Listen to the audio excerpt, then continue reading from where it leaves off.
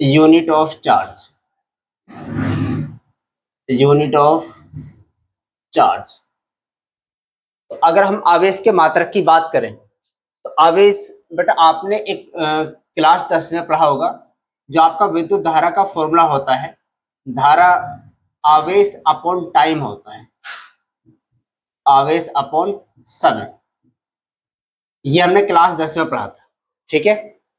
तो धारा को हम आई से रिप्रेजेंट करते हैं, आवेश को बेटा क्यू से करते हैं, अपॉन समय को हम लोग टी से करते हैं। आप बटे में एक मानेंगे, ऐसे क्रॉस करेंगे तो क्यू इक्वल टू आ जाएगा आपका आई टी, ठीक है। तो अगर हम आवेश के मात्रक की बात करें कि इसका एसआई मात्रक क्या होता है, एसआई मात्रक, एसआई मात्रक। तो आई बेटा करंट को हम एम्पियर में नापते हैं, एम्पियर, एम्पियर में नापते हैं, और समय को बेटा हम लोग सेकंड में। तो एम्पियर सेकंड इसका एसआई मात्रक होता है, जिसको हम लोग किस नाम से जानते हैं बेटा, कूलाम के नाम से भी जानते हैं, कूलाम के नाम से भी जानते हैं, ठीक है। जैसे कि बेटा आप, मैंने लिखा कि धारा होता है आपका आवेश अपॉन समय, आवेश अपॉन समय। तो ये धारा को आई से रिप्रेजेंट करते हो और आवेश को क्यू से और समय को टी से। आप अपॉन में एक मानेंगे, क्रॉस मल्टीप्लाई करेंगे तो क्यू मतलब आपके पास चार्ज का फॉर्मूला निकल कर आया, क्यू बराबर आई टी। तो हमें क्यू मतलब आवेश का मात्रक निकालना है। तो आवेश आई का मतलब बेटा एम्पियर और टी का आपका समय होता है, तो एम्पियर सेकंड, या इसको हम लोग कूलाम के नाम से भी जानते हैं। चलिए, ये बेटा इसका ऐसा ही मात्रक है। अगर हम लोग बात करें इसका सीजीएस मात्रक, सीजीएस मात्रक, सीजीएस मात्रक की जहां तक बात है, ये सीजीएस मात्रक बेटा इसका होता है state, state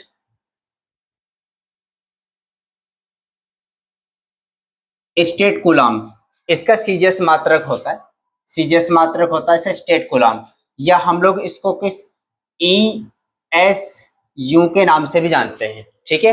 E S U की फुल फॉर्म क्या है, इलेक्ट्रो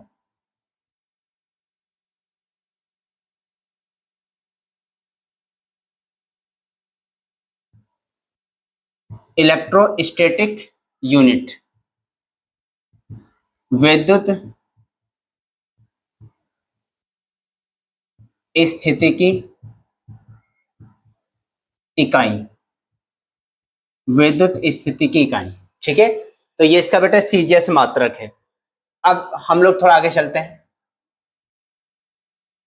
अगर हम बात करें बेटा, अगर हम एसआई मात्रक और सीजीएस मात्रक को आपस में कंपेयर करें तो एक कूलाम जो होता है, एक कूलाम होता है 3 × 10⁹ इतना स्टेट कूलाम के बराबर होता है, स्टेट, इतना स्टेट कूलाम के बराबर होता है, ठीक है। या बेटा आप इसको ESU भी लिख सकते हैं, ESU मतलब आपका जो एक कूलाम होगा वो 3 × 10⁹ इतना स्टेट कूलाम के बराबर होगा, ठीक है।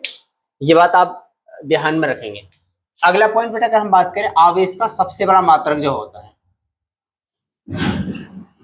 आवेश का सबसे बड़ा मात्रक, तो आवेश का जो सबसे बड़ा मात्रक होता है, आवेश का जो सबसे बड़ा मात्रक होता है वो बेटा आपका होता है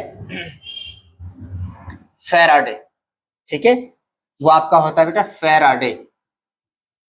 अब फैराडे को अगर हम थोड़ा सा और एक्सप्लेन करें तो हम देखेंगे बेटा, एक फैराडे जो होता है 96500 इतने कूलाम के बराबर होता है, मतलब एक फैराडे में इतने कूलाम होते हैं, ठीक है। अगर आवेश के सबसे बड़े मात्रक की बात है तो बेटा आवेश का सबसे बड़ा मात्रक क्या होता है आपका, फैराडे होता है। और एक फैराडे जो होता है वो आपका 96500 इतने कूलाम के बराबर होता है।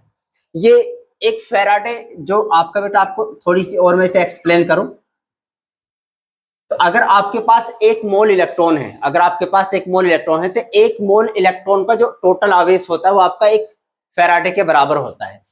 तब एक मोल,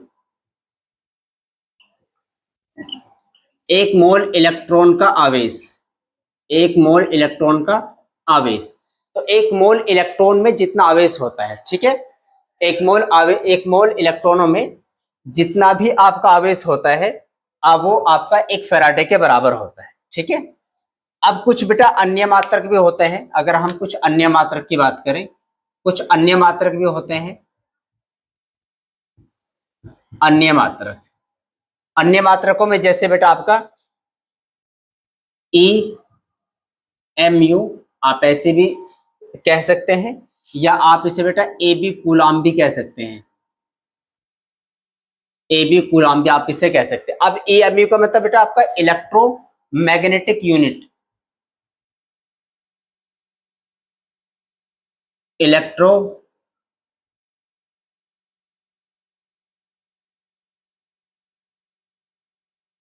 इलेक्ट्रोमैग्नेटिक यूनिट, ये इसकी फुल फॉर्म होती है। ठीक है। अगर हम इसकी कंपेयर करें बेटा कूलाम से, अगर हम इसकी कंपेयर करें कूलाम से, तो एक कूलाम में 1/1/10 इतना ई एम यू के बराबर होता है। या बेटा आप इसे ऐसा भी कह सकते हैं, एक कूलाम बराबर 1/10, आप इसे ए बी कूलाम के नाम से भी जान सकते हैं। ठीक है। तो बेटा ये हमने बात करी आवेश के मात्रक को लेकर। तो आवेश का मात्रक मैंने पहले ऐसा ही आपको बताया, फिर आपको सीजीएस में बताया। तो ऐसा ही मात्रक एम्पियर सेकंड से आप कूलाम भी कह सकते हैं। सीजीएस मात्रक में आपका स्टेट कूलाम, या आपका ईएसयू भी आप इसे कह सकते हैं, इलेक्ट्रोस्टैटिक यूनिट, विद्युत स्थितिक इकाई। एक कूलाम में 3 × 10⁹ इतना स्टेट कूलाम होता है, या आप इसे ईएसयू भी कह सकते हैं। आवेश का सबसे बड़ा मात्रक बेटा फैराडे होता है, और एक फैराडे जो होता है वो आपका 96500 इतने कूलाम के बराबर होता है। तो एक फैराडे, अगर आप 1 मोल इलेक्ट्रॉन इकट्ठे करें, 1 मोल आप जानते हैं, 1 मोल बेटा आप जानते हैं उसमें कितने इलेक्ट्रॉन होते हैं, तो उन इलेक्ट्रॉनों का जितना भी टोटल आवेश होता है वो आपका एक फैराडे के बराबर होता है। कुछ अन्य मात्रकों में आपको बताया, जैसे आपका ईएमयू है, मतलब इलेक्ट्रोमैग्नेटिक यूनिट, विद्युत चुंबकीय इकाई, या आपका ए बी कूलाम आप इसे कह सकते हैं। तो एक कूलाम में 1/10 ईएमयू के बराबर होता है। ठीक है। तो बेटा मैंने आपको कुछ आवेश के बारे में बताया, आप इसे कॉपी कर लीजिए। उसके बाद अब कुछ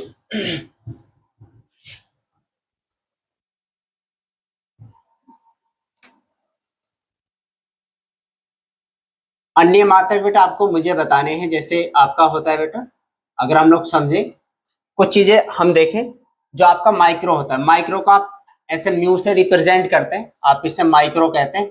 माइक्रो, तो माइक्रो में जो होता है बेटा आपका 10⁻⁻6 होता है, 10⁻⁻6। और मिली जो होता है आपका मिली, आप इसे एम से रिप्रेजेंट करते हैं, मिली में होता है 10⁻⁻3। और आपका बेटा नैनो को आप एन से रिप्रेजेंट करते हैं, नैनो, ये होता है बेटा आपका 10⁻⁻9। और बेटा पीको को आप पी से करते हैं, पीको का मतलब होता है आपका 10⁻⁻12। ठीक है। तो आप अब यही से बेटा कि मैं कोलन अब आपको बनाऊं, देखिए एक माइक्रो कूलाम जो होता है वो आपका 10⁻⁻6 कूलाम होता है। एक मिली कूलाम जो होता है आपका 10⁻⁻3 कूलाम। और एक नैनो कूलाम जो होता है 10⁻⁻9 कूलाम। और एक पीको कूलाम जो आपका होता है 10⁻⁻12 इतना कूलाम के बराबर होता है। ठीक है बेटा, ये भी आपको कुछ पॉइंट्स है जो मैंने आपको बताएं, जो आपको ध्यान रखने, ये हमें न्यूमेरिकल्स में बहुत हेल्प करेंगे। ठीक है। कुछ अन्य मात्रकों में कि माइक्रो, अक्सर बेटा हम लोग इसको बहुत ज्यादा यूज करेंगे, तो आपको इसका पता होना चाहिए कि माइक्रो का मतलब कितना होता है। ठीक है। चलिए अब बेटा हम लोग आवेश को फाइनली पढ़ लिया कि चार्ज क्या होता है, वो हमने जान लिया, और उसके मात्रक पर हमने बात कर ली। अब हम पढ़ेंगे उसका क्वांटमीकरण।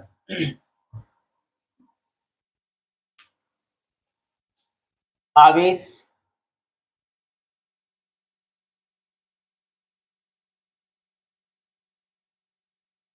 आवेश का क्वांटमीकरण। ठीक है बेटा, ये हमारा टॉपिक अब न्यू स्टार्ट हो गया, ये हमारा नेक्स्ट टॉपिक है जिसको अब हम लोग पढ़ रहे हैं। ठीक है। तो बेटा अगर मैं आवेश के क्वांटमीकरण को आपको समझाऊं, देखिए अगर बेटा आपके पास कोई भी ऑब्जेक्ट है जो कि आपका उदासीन है, आपके पास कोई भी उदासीन ऑब्जेक्ट है, ठीक है, ये आपका उदासीन है। अगर मैं इसमें इलेक्ट्रॉन की हानि करूंगा, अगर इलेक्ट्रॉन की हानि होगी, तो इलेक्ट्रॉन की जब हानि होगी मतलब इलेक्ट्रॉन की हम लोग कमी करेंगे, तो बेटे इस पर आपका धनावेश आएगा, धनावेश। ठीक है। और जब बेटा हम लोग इलेक्ट्रॉन की कमी करेंगे, इलेक्ट्रॉन की वृद्धि करेंगे, इलेक्ट्रॉन की वृद्धि करेंगे, तो इससे बेटा आपका क्या आएगा, इस पर आपका ऋणावेश आएगा, इस पर आपका कौन सा आवेश आएगा, ऋणावेश। ठीक है। तो अब बात यह है कि कोई भी आपके पास न्यूट्रल ऑब्जेक्ट है, आपने उसमें इलेक्ट्रॉन को लेफ्ट किया, कुछ इलेक्ट्रॉन की कमी की, तो उस पर धनावेश आ गया, या आपने इलेक्ट्रॉन बाहर से ले आए तो वहां पर धनावेश ऋणावेश आ गया। ठीक है। तो अगर इलेक्ट्रॉन की कमी करेंगे तो कितना कितना धन आवेश आएगा, देखिए ये बात बेटा आपको समझने की है। पहले मैंने आपको बताया कि अगर आप इलेक्ट्रॉन की कमी कर रहे हैं, अगर आप इलेक्ट्रॉन की कमी कर रहे हैं तो वहां पर आएगा कितना, धन आवेश आएगा। ठीक है, पॉजिटिव चार्ज। तो कितना आएगा, नंबर ऑफ इलेक्ट्रॉन, आपने कितने इलेक्ट्रॉनों की कमी की है, तो आप पहले बेटा इलेक्ट्रॉनों की संख्या, इलेक्ट्रॉन की संख्या, इलेक्ट्रॉनों की संख्या, ठीक है, और इनटू इनटू एक इलेक्ट्रॉन का आवेश, एक इलेक्ट्रॉन का आवेश, बेटा इतना इतना धन आवेश आएगा। ठीक है। आप मेरी बात थोड़ा ध्यान से समझिए। मैंने ये कहा है कि अगर हमने इलेक्ट्रॉनों की कमी की, अगर हमने इलेक्ट्रॉनों की कमी की तो हमारे धन आवेश आएगा ऑब्जेक्ट पर। अब कितना धन आवेश आएगा बेटे, ये डिपेंड करेगा इलेक्ट्रॉनों की संख्या पर। आपने कितने इलेक्ट्रॉन निकाले हैं इनटू एक इलेक्ट्रॉन का आवेश कितना है। ऐसे बेटा अगर हम बात करें किसका, ऋण आवेश का, ऋण का मतलब माइनस का, तो आप कितने इलेक्ट्रॉन लेकर आए हैं, इलेक्ट्रॉन की संख्या, इलेक्ट्रॉन की संख्या। ठीक है, आप इलेक्ट्रॉन की संख्या इनटू एक इलेक्ट्रॉन का आवेश, एक इलेक्ट्रॉन का आवेश, इतना ऋण आवेश आएगा। तो ये बेटा बहुत छोटी छोटी बातें हैं जो आपको ध्यान रखनी है। ठीक है। एक बात और समझनी है हमें, एक बात और समझनी है, हमेशा जब भी आप इलेक्ट्रॉनों की कमी करेंगे या इलेक्ट्रॉनों की वृद्धि करेंगे वो पूर्ण गुणज के रूप में होगी। ऐसे नहीं है कि हम 1.5 इलेक्ट्रॉन निकाल लें, 2.25 इलेक्ट्रॉन निकाल लें, या तो 3 निकलेंगे या 4 निकलेंगे। ठीक है, मतलब एक पूरा नंबर पूर्णांक के रूप में आप इलेक्ट्रॉन को निकाल सकते हैं, इलेक्ट्रॉन को ला सकते हैं। ठीक है, तो ये बात आपका क्लियर हुई। तो यहां बेटा मैं आपको 2 पॉइंट और बताना चाहता हूं और मैं स्टार के रूप में यहां पर लिख रहा हूं। जैसे उदासीन वस्तु पर, उदासीन वस्तु पर कोई आवेश नहीं होता। और दूसरा पॉइंट बेटा आपको बताना है, आपको बताना है ये जो मैंने सेंटेंस लिखा है ये आपका ट्रू है या आपका फॉल्स है। ठीक है। And second point, second point, उदासीन वस्तु पर, उदासीन वस्तु पर कोई नेट आवेश नहीं होता, नेट आवेश नहीं होता। ये बेटा आपका ट्रू है या आपका फॉल्स है। ठीक है बेटा, मेरी बात आप ध्यान से समझना। मैंने कहा कोई भी आपके पास न्यूट्रल ऑब्जेक्ट है, क्या उस पर कोई भी चार्ज नहीं होता।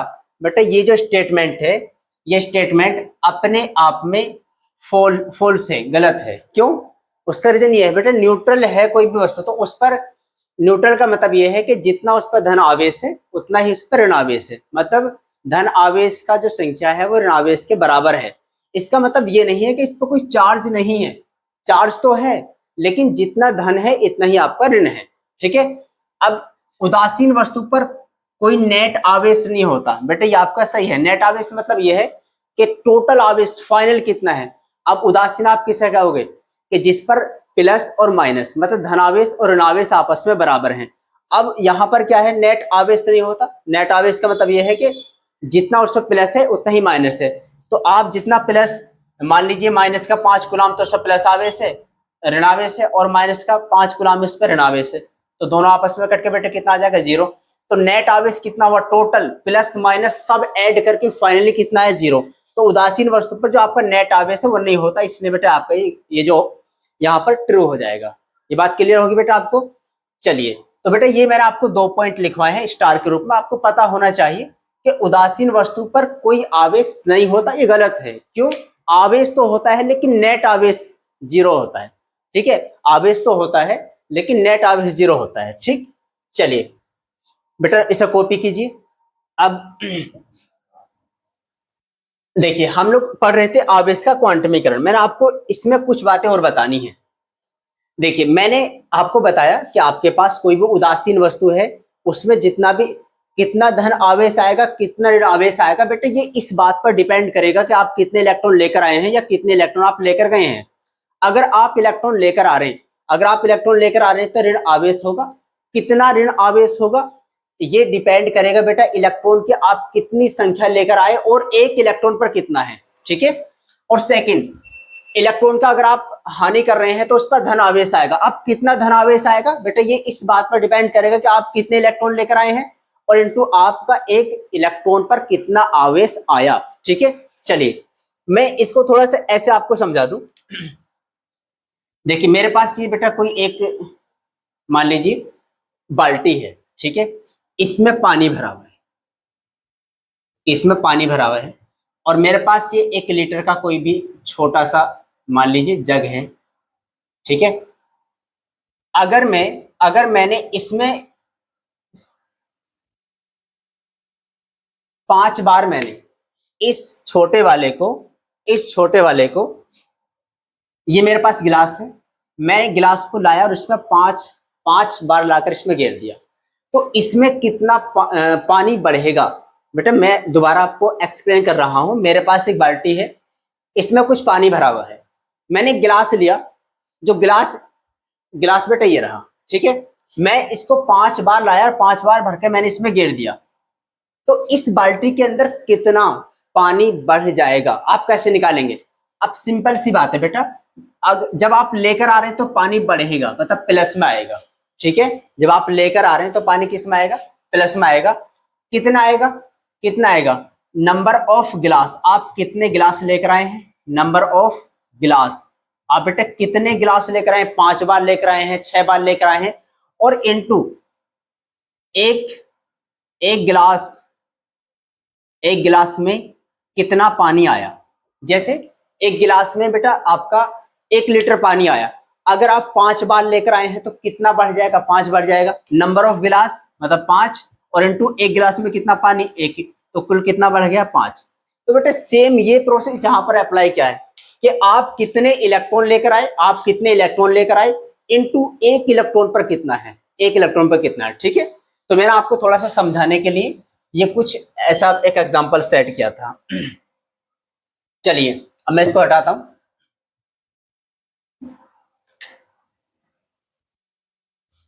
मैंने बेटा आपको अभी एक बात बताई थी, किसी वस्तु पर आवेश,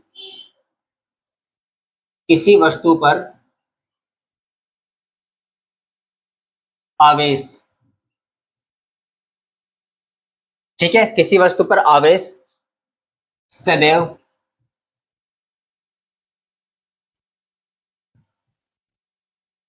इलेक्ट्रॉन के आवेश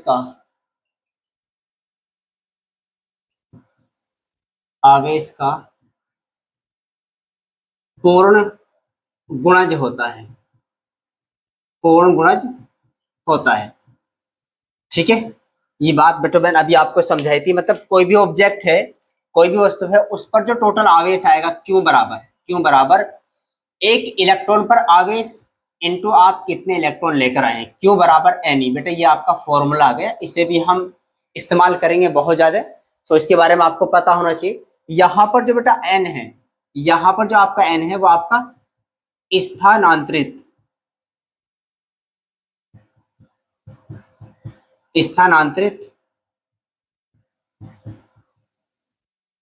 इलेक्ट्रॉन की संख्या।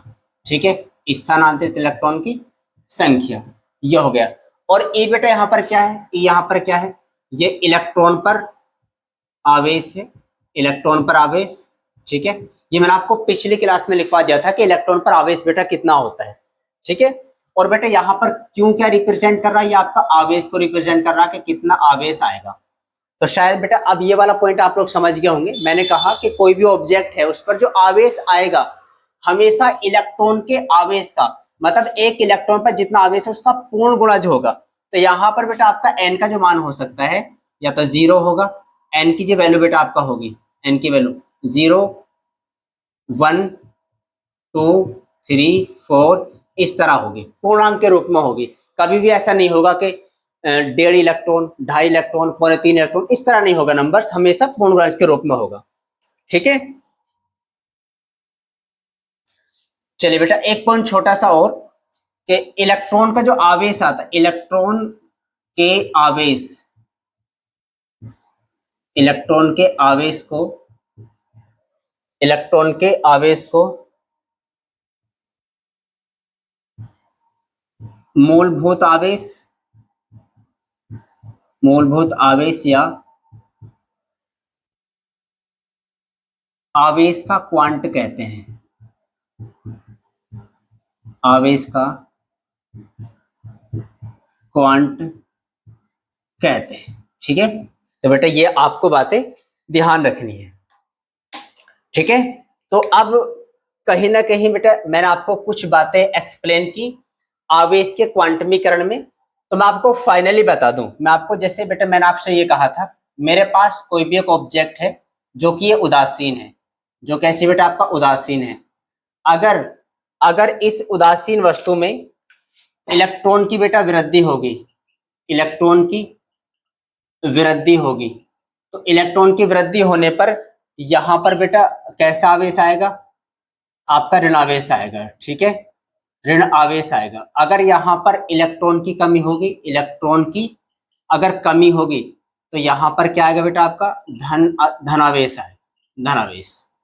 ठीक है, तो बेटा ये बातें आपको ध्यान रखनी है। मैंने आपको बता दिया है कि मैंने आपको इन शॉर्ट ये बताने की कोशिश की है कि जब हम लोग आवेश का क्वांटमीकरण पढ़ रहे हैं उसको फाइनली कि हमने कि किसी भी वस्तु पर धन आवेश और ऋण आवेश किस तरह क्रिएट होता है। तो मैंने आपको बताया अगर इलेक्ट्रॉन की वृद्धि हो रही है तो धनावेश आएगा, और इलेक्ट्रॉन की कमी होगी तो वहां पर धनावेश और वृद्धि होगी तो आपका ऋणावेश आएगा। ठीक है, चलिए अच्छा एक बात और देखिए, आप जब आपने इलेक्ट्रॉन आप लेकर आए या आप इलेक्ट्रॉन लेकर जा रहे हैं, ठीक है, या तो आप बाहर से इलेक्ट्रॉन लेकर आए या आप इलेक्ट्रॉन लेकर जा रहे हैं, तो यहां पर आवेश में तो कुछ ऋणावेश और धनावेश क्रिएट होगा ही, साथ साथ एक काम और हो रहा होगा, यहां पर कुछ ना कुछ वस्तु के द्रव्यमान में भी अंतर आ रहा होगा। क्योंकि जब आप इलेक्ट्रॉन लेकर आएंगे, सपोज आप 20-25 इलेक्ट्रॉन लेकर आए, तो 20-25 इलेक्ट्रॉन का जो वजन है वो भी तो बढ़ा होगा। ठीक है, चलिए तो मैं अब थोड़ा सा एक छोटा सा टॉपिक और देख लेते हैं।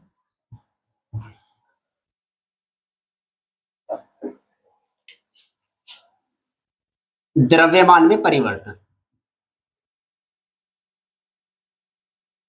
द्रव्यमान में परिवर्तन। ठीक है, तो बेटा अगर हम द्रव्यमान में परिवर्तन की बात करें, देखिए मैंने कहा मेरे पास कोई उदासीन वस्तु है, मेरे पास कोई उदासीन है, और मान लीजिए बेटा उदासीन वस्तु का जो द्रव्यमान है वो आपका कैपिटल एम है। ठीक है, कैपिटल एम है। जैसे ही इसमें हमने बेटा इलेक्ट्रॉनों की वृद्धि करी, इलेक्ट्रॉन की वृद्धि, जब आपने इलेक्ट्रॉन की वृद्धि करी तो इस पर बेटा क्या आ गया, आपका ऋण आवेश आएगा। ये आपको मैं पीछे बता चुका हूं। और जब इलेक्ट्रॉन आप बाहर से लेकर आए तो सीधी सी बात है उदासीन वस्तु पे अब कुछ इसके द्रव्यमान में कुछ मास में चेंजिंग आई होगी। मान लीजिए इसका मास चेंज होकर बेटा एम डैश हो गया। ठीक है, अब जब आप इलेक्ट्रॉनों की कमी कर रहे हैं, इलेक्ट्रॉन की कमी आप कर रहे हैं, तो इलेक्ट्रॉन की कमी करने पर यहां पर बेटा आपका आया धनावेश, धनावेश क्रिएट हो जाता है। ठीक है, और धनावेश होने पर क्योंकि इलेक्ट्रॉन आपने निकाले हैं, तो इलेक्ट्रॉन निकाले हैं तो इलेक्ट्रॉनों अब कुछ इस वस्तु के द्रव्यमान में कुछ कमी आई होगी। मान लीजिए कमी आके बेटा m2 डैश हो गया, m2 डैश हो गया। ठीक है, तो अगर यहां मैं इन तीनों को कंपेयर करूं बेटा, m सबसे ज्यादा द्रव्यमान किसका होगा, ऋणावेश। जो जब वस्तु ऋणावेश हो जाएगी तो उसका द्रव्यमान बढ़ जाएगा m डैश, और फिर अगर वस्तु धनावेशित हो जाएगी तो उसका द्रव्यमान मूल आवेश से भी बेटा कम हो जाएगा। एक तरह का ये फॉर्मेट मेरे सामने आया। एम बेटा न्यूट्रल है, आपने इलेक्ट्रॉनों की वृद्धि करी तो अब द्रव्यमान बढ़ेगा। जब बढ़ेगा तो इसका मतलब जो आपका उदासीन वस्तु के द्रव्यमान से ऋण आवेशित वस्तु का द्रव्यमान थोड़ा ज्यादा हो जाएगा। लेकिन जब आप इलेक्ट्रॉनों की कमी कर रहे हैं, मतलब इलेक्ट्रॉन निकाल रहे हैं, तो द्रव्यमान में कमी आएगी, और जब कमी आएगी तो बेटा आप उसका द्रव्यमान मूल द्रव्यमान से कम हो जाएगा। ठीक है, तो अगर बेटा हम लोग निकालेंगे द्रव्यमान में परिवर्तन डेल्टा एम यहाँ पर रिप्रेजेंट करता है कितना परिवर्तन आया, तो beta plus minus N into mass of electron. ये बेटा हमारा फॉर्मूला हो गया। कैसा हुआ, सुनिए बेटा, अगर आपके पास ऋण आवेशित वस्तु हो जाती है तो आपके मास में जो परिवर्तन आएगा, मतलब मास बढ़ेगा तो आप प्लस लगाएंगे।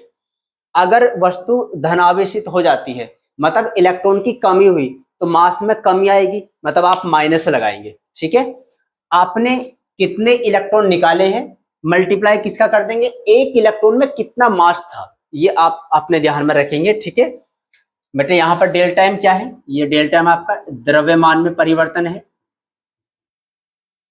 द्रव्यमान में परिवर्तन। ठीक है, और एन नंबर ऑफ इलेक्ट्रॉन, मतलब इलेक्ट्रॉन की संख्या, कितने इलेक्ट्रॉन आपने कम किए ज्यादा किए जो भी आप कर रहे हैं, और एन ई का मतलब होता है बेटा इलेक्ट्रॉन का द्रव्यमान। ये मैं आपको पिछली क्लास में मैंने लिख दिया था कि इलेक्ट्रॉन का द्रव्यमान बेटा कितना होता है। ठीक है, तो ये बेटा आवेश का जो क्वांटमीकरण है टॉपिक हमारा कंप्लीट हो चुका है। अब इस टॉपिक से रिलेटेड हम लोग एक क्वेश्चन कर लेते हैं। ठीक है, जिसको नोट करना नोट कर लीजिए। उसके बाद अब हम लोग एक क्वेश्चन लेते हैं बेटा, टॉपिक रिलेटेड क्वेश्चन TRQ। ठीक है, देखिए एक क्वेश्चन छोटा सा है। एक वस्तु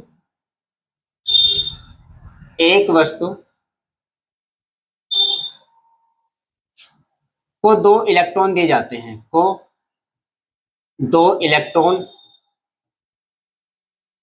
दिए जाते हैं। एक वस्तु को 2 इलेक्ट्रॉन दिए जाते हैं,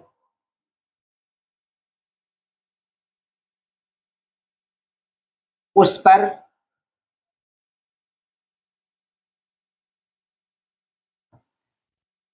आए आवेश की